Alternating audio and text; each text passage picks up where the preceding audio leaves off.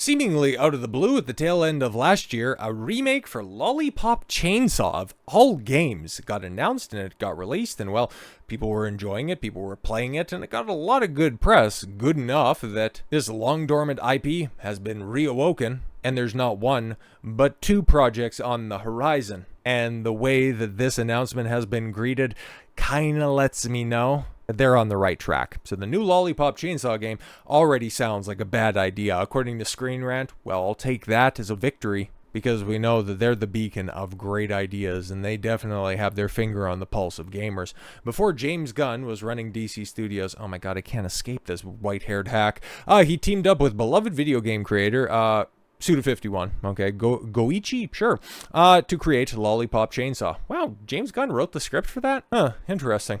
It's pretty basic, but it was pretty fun, okay? Well, it's 2012, but okay. The 2012 hack and slash game follows 18-year-old cheerleader Juliet Starling, yes, who moonlights as a zombie hunter after garnering average reviews. Yeah, Lollipop Chainsaw gained a cult following and was even remastered in 2024. Yeah, it was a pretty bog-standard game with pretty good aesthetics back in 2012, but yeah, I remember playing it. Pretty sure I bought a copy of it. It was fun stuff. If it was to release today, oh my god, it would be head and shoulders above most of the stuff that is released this year. Like, it's been a really bad year in entertainment, but I digress. Now, in July of 2025, Lollipop Chainsaw has had not only a legacy sequel announced, but an anime adaptation of the original game as well. Yeah, interesting, okay, because the news in the following statement regarding said news has, well, elicited quite a response from the gaming press, but stoked interest from gamers at large. Very little has been divulged about the project, with developer Dragami Games simply providing a press release of the announcement alongside some posts online. There has so far been no trailer for the new Lollipop Chainsaw, but I'm already quite concerned about the direction. Are you really? Who's quite concerned? Kyle Gratton. Ugh. James Gunn and Suda51 aren't involved in the new Lollipop Chainsaw. Well, if Suda51's not involved, that's kind of a bigger loss, but if James Gunn isn't, especially the way that he writes nowadays, it's like he would just find different hack ways to putting in 80s pop hits, so yeah, we could probably do without, okay? And most immediately, it's not hard to ignore the fact that James Gunn and Suda51 are not involved in the Lollipop Chainsaw sequel, and neither is mentioned in the press release, nor any other official material for the project. Suda51 was co-director of the original Lollipop Chainsaw, while James Gunn was co-writer, and they had no involvement with the RePOP release either. Yeah, that ended up being exceptionally successful. Most games are clearly products of a large team of developers, but Lollipop Chainsaw owes a lot of its identity to Gunn and Suda51. Really, because as somebody who played the game upon release back in 2012, did I notice James Gunn's input? Obviously not, and he was just simply a co-writer. Maybe the competent stuff was written by the rest of the writers on the project, because they just compare and contrast with another collaborative effort from James Gunn's resume.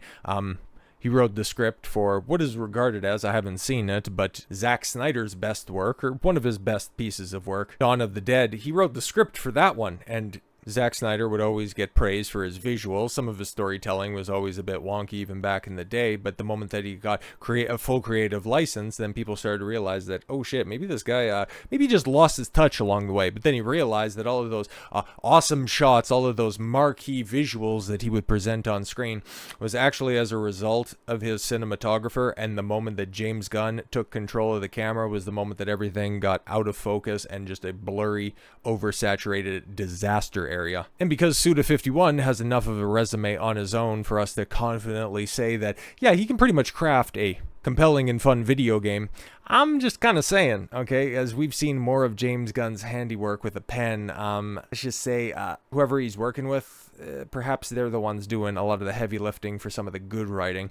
Gunn has seen immense success in filmmaking since Lollipop Chainsaw's release, his well-received Super being the latest example, and Suda51 has similarly become a well-known name in the gaming industry. I'm skeptical that the new Lollipop Chainsaw can live up to its predecessor's legacy without those two key people. It's so funny, right? Because you want to rely on well, an appeal to authority.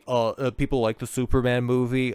Rotten Tomato scores end up carrying the day, but the original Lollipop Chainsaw released a middling reviews. So did you actually play and enjoy the first game, or are you just trying to concern troll? Because what else was a part of that release? Okay, the new Lollipop Chainsaw has concerning tone, a disaster of a press release. Well, what's the disaster? New Lollipop Chainsaw game and anime will not have excessive DEI restrictions. Oh, that's the problem. That's what game journalists are big mad about. Interesting. You wonder why I'm excited about this. Last week, it was revealed that the Lollipop Chainsaw franchise is being expanded with several new projects. Now, the team at Nada Holdings and Dragimi Games have offered a little more information, unveiling a new game and anime adaptation.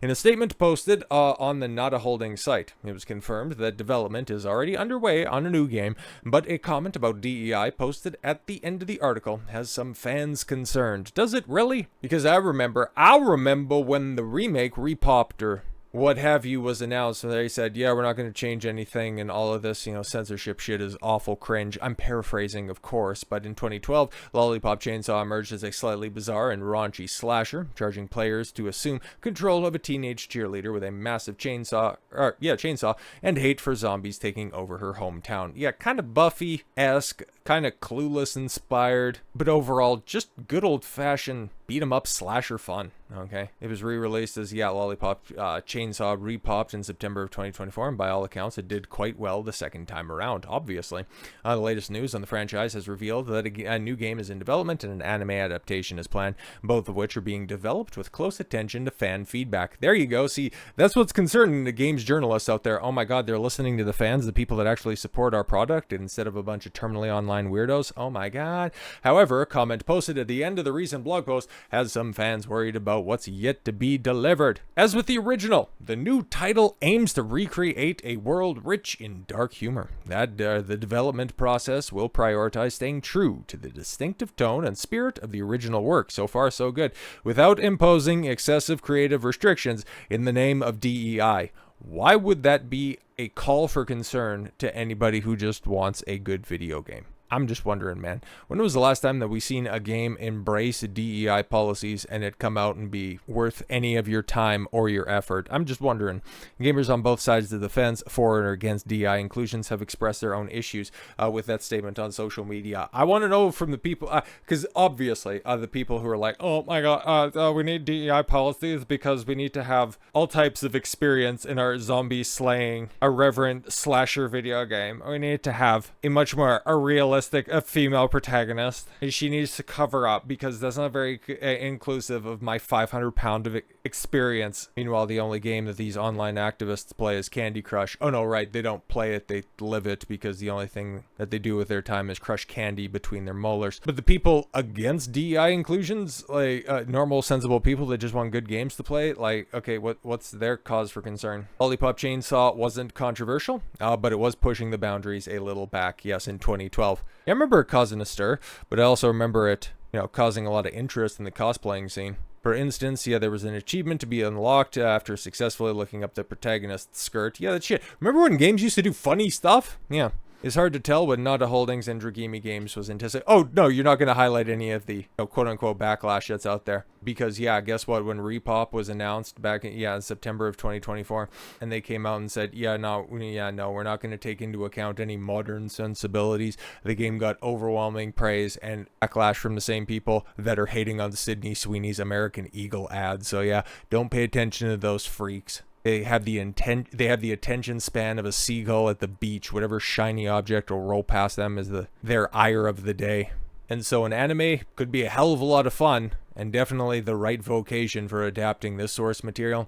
And a part 2, well, it's been long enough. We might as well. Hell, if we're still firmly entrenched in the era of reboots, sequels, and prequels, Lollipop Chainsaw 2, hey man, there's worse shit that could be adapted. So with all that said, thank you all very much for the gift of your time. I've been Don Consuelo. I want you to follow your gut and get after it. Take care, everyone.